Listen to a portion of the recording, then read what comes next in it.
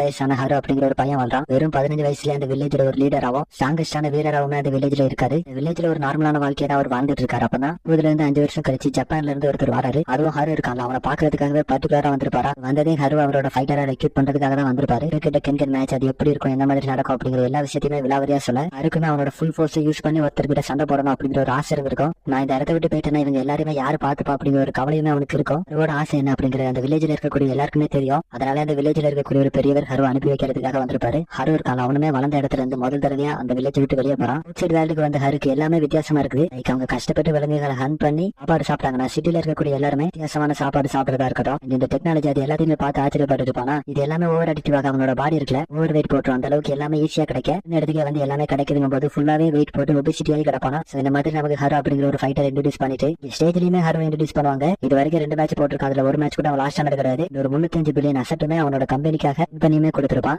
அந்த ஸ்டேஜுக்குள்ள வந்து ஒரு பயங்கரமான என்ட்ரி கொடுக்க பின்ன கத்துல அவனுக்கு ரொம்பவே டயர்ட் ஆயிருமா. அதனால சேக்காவை பார்த்து கொஞ்சம் ஸ்நாக்ஸ் இருந்தா தர முடியுமா அந்த மாதிரி கேட்கும்போது என்னோட மேட்ச்ல நாங்க தர மாட்டோம்னு சொல்லிடுவாங்க. வந்து ஷின்கா இன்சூரன்ஸ் கம்பெனி ஓனருமே பார்த்துட்டு இருப்பாங்களா, ஏன்னா நம்ம நினைச்சதை விட பெருசா இருக்க மாதிரி யோசிச்சுட்டு அவங்களோட ஃபைட்டர் கிட்ட நீ ரெடியான மாதிரி கேட்பாங்க. அதுவும் ஒரு மைக் மூலமா இவங்க 2 பேரும் பேசிப்பாங்க. இங்க ஷின்காவோட ஃபைட்டர் இருக்காருல, அவர் போலீஸ் ரியாட் ஸ்குவாட்ல வேலை பார்த்திருக்காரு. போராட்டம் பண்ணும்போது அதை தடுக்கிறதுக்காக ஒரு போலீஸ் ஸ்குவாட் வரல, ஸ்குவாட்ல ஒரு மெம்பரா இருந்திருக்காரு. இது எல்லாமே சொல்லி அவர் இன்ட்ரோடியூஸ் பண்ணும்போது பயங்கர மஸ்குலரா ஒரு ஸ்ட்ரைக் மண்டோட நடந்து வந்துட்டு இருப்பாரு. அவரோட என்ட்ரியை மத்த ஃபைட்டர்ஸ்மே பார்த்திருப்பாங்களா. அவங்க எப்படி திங்க் பண்றாங்கன்னா அவர் வந்து ஒரு போலீஸ் ஆபீசராவே இருந்தாலும் ஃபைட்டர்ஸ் இருக்காங்களா அவங்க கிட்ட இருந்தா இந்த மாதிரியான ஒரு ஃபீல் வருமோ அதே மாதிரியான ஒரு ஃபீல் அந்த போலீஸ்காரர் கிட்ட இருந்துமே இவங்க ஃபீல் பண்றாங்க. இவங்க 2 பேருக்கு இடையிலான மேட்ச் அம்பேருமே ஸ்டார்ட் பண்ணி விட ஒரு காலம் இவ்வளவு பெரிய உடம்பா இருந்தாலுமே பயங்கர ஆச்சாரா சண்டை போட்டுட்டு இருப்பானா. இவரோட பாடி ஷேப்க்கு அது எல்லாத்தையுமே ஈஸியா டாச் பண்ணிட்டு இருக்கேன். அங்க இருந்து மைக்ல என்னோட வேலையை ஸ்டார்ட் பண்ணிட்டேன்னு சொல்லுவாங்க. இவர் வந்து அவங்க கிட்ட இருந்து ஏதோ ஒரு கமெண்ட்காக வெயிட் பண்ணிட்டு இருக்காரு. ஹரு பஞ்ச் பண்ணிட்டு இருப்பானா, அவனுக்கு ஒரு கிக் கொடுக்கலாம் இவர் ட்ரை பண்ண. 60 கிலோ இருக்கிறவங்க கூட இந்த மாதிரியான ஒரு ஃபிட் அடிப்பானு தெரியல. அந்த மாதிரியான ஒரு ஃபிட் அடிச்சு தப்பிச்சு போக மேட்சை பார்த்துட்டு இருக்கிறவங்களோட கண்ணாலே அவங்களால நம்ப முடியல. இது எப்படி சாத்தியற மாதிரி யோசிச்சுட்டு இருப்பாங்களா. இங்க ஹரு அவனோட ஃபுல் பாடி யூஸ் பண்ணி அவர் அடிக்க ரிங்கோட எச்சில போய் முட்டி விடுவாரு. இங்க ஹரு அவனோட நெக்ஸ்ட் பஞ்ச் லேண்ட் பண்ண வரும்போது அவர் அந்த ரியல் ஸ்குவாட்ல ஒரு ஷீல்ட் மாதிரி யூஸ் பண்ணுவாங்க. மாதிரி அவரோட ஹேண்டை யூஸ் பண்ணி ஹருவோட பஞ்சை தட்டி விடுவாரா.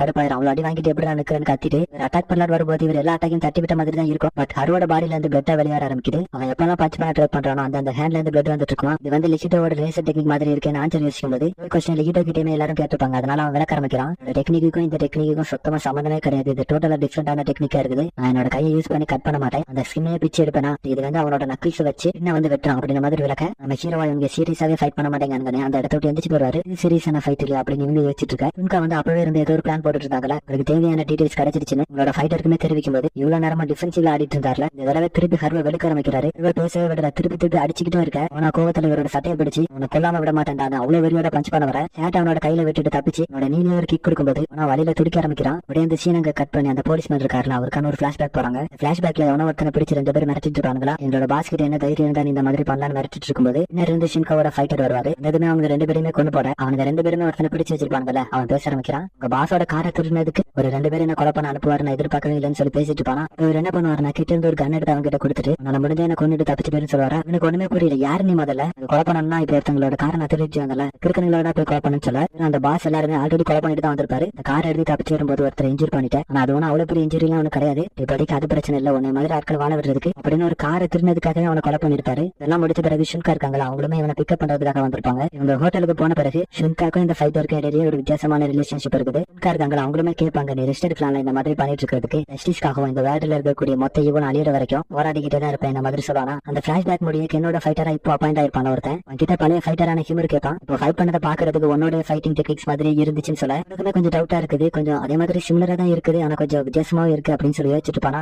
ஹாரோட மாஸ்டர் கத்திட்டு இருப்பாரு, நீ வந்து ஒழுங்கா சண்டை போடலனா மேட்ச் முடிஞ்சதுமே உன்னை மறுபடியும் உன்னோட வில்லேஜுக்கு அனுப்பிடுவேன்னு கத்திட்டு இருக்க. இவனுக்கு அந்த வில்லேஜுக்கு மட்டும் நம்ம திரும்ப போனா வீடியோ கேம்ஸ் விளையாட முடியாது, இந்த சிட்டில இருக்கும்போது கிடைச்ச ஸ்வீட்டான ஃபுட்டுமே சாப்பிட முடியாது அப்படிங்கிற ஒரு இதுலயே அட்டாக் பண்றதுக்காக போவானா. அவரும் அவன் அடிக்க வரான்னு தெரிஞ்சுமே அந்த இடத்த விட்டு நகல மாட்டாரு. அடிக்கவும் அவனோட கையை ஆல்ரெடி கட் பண்ணிருப்பாருல, அதுலயே அவரோட ஃபிங்கரை விட்டு நுப்பாட ஹாரோட பஞ்ச் எல்லாத்துலயுமே ரிஃப்ளெக்ஸ் பயங்கரமா இருக்கிறனால அதுல இருந்து டாச் பண்ணி இப்ப நிறைய கிடைச்சாலும் அடிக்க மாட்டாரு. பட் அவரோட மைண்ட்ல ஏதோ இருக்குது, அதை பொறுத்துதான் திருப்பி அடிச்சிட்டு இருப்பாரு. அவரோட ஃபைட்டிங் ஸ்டைல் வந்து ஐக்கியமா நெகிட்டு அவங்க எல்லாருமே பார்த்து டீட்டே பண்ண முடியல, வித்தியாசமா சண்டை போட்டாருன்னு வச்சிருப்பாங்களா. ஆனா யமாஷிட்டாக்கு அவரோட ஃபைட்டிங் ஸ்டைல பார்க்கும்போது வித்தியாசமா தோணும். யாரும் ஒருத்தர் அவரை பப்பட் மாதிரி கண்ட்ரோல் பண்ற மாதிரி அப்படியே கேமரா விஷன் கிட்ட திருப்பி அப்பதான் ரிவீல பண்றாங்க. உங்களால ஃபைட் பண்ண முடியாதனால உங்களுக்குன்னு ஒரு திறமை இருக்குது, எப்பவுமே ஸ்டேடியத்துக்கு வெளியே இருந்து ஆப்பனத்தோட பிரீத்திங் பண்ணக்கூடிய டைமிங் இருக்கு, அதை கால்குலேட் பண்ணி வந்து அவங்களோட ஃபைட்டருக்கு இன்ஃபார்ம் பண்ணக்கூடியதான் எப்பவுமே பண்ணிட்டு இருக்காங்க. ஒவ்வொரு ஃபைட்டருமே அவங்களுக்குன்னு ஒரு ஓன் பிரீத்திங் டைமிங் வச்சிருக்கனால உங்களுக்கு வந்து கொஞ்சம் டைம் எடுக்கும் அதை கால்குலேட் பண்றதுக்கு. அதனாலதான் ஃபர்ஸ்ட் அட்டாக் பண்ணிருக்க மாட்டான். அப்பதான் கொஞ்ச நேரம் கழிச்சு ஷுன்கு எப்ப அவங்களுக்கு தேவையான டீடைல்ஸ் கிடைச்சிருச்சு சொன்னாங்களோ அதுக்கப்புறம் அட்டாக் பண்ண ஆரம்பிச்சிருப்பான். சரியா நோட்டீஸ் பண்ணிருந்தீங்கன்னா தெரியும், அவங்க கிட்ட ஒரு டிவைஸ் இருக்கும்ல, யூஸ் பண்ணி அவனுக்கு இன்ஃபர்மேஷன் கொடுப்பாங்க. இவரை அவரோட லெஃப்ட் லெக் வந்து பயங்கரமா இன்ஜூர் பண்ணிருப்பாரு. அங்கிருந்து ஷுன்கு இதுக்கு கமெண்ட் கொடுக்குறாங்க. இதோட மேட்ச் முடிச்சிருன்னு சொல்ல வெறுமே ஒரு பஞ்சு அடுத்து நீ கொடுக்க உடனே மயக்கம் போட்டு விழுந்துருவான். வின்னர் ஷின்காவோட ஃபைட்டர் தான் எல்லாருமே கோஸ் எழுப்பிட்டு இருக்க. ரெஃப்ரியுமே அவர் தான் வின்னர் அனௌன்ஸ்மெண்ட் பண்ண வருவாரா. ஆனா யாரோ ஒருத்தர் அவரோட கையை பிடிச்ச மாதிரி இருக்கும். ஆனா பாக்குறதுக்கு டோட்டலா சேஞ்ச் ஆன மாதிரி இருப்பான். இதுக்கு தோண ஆரம்பிக்கிறான் அவன் அன்கான்சியஸா இருந்த போதிலும் கூட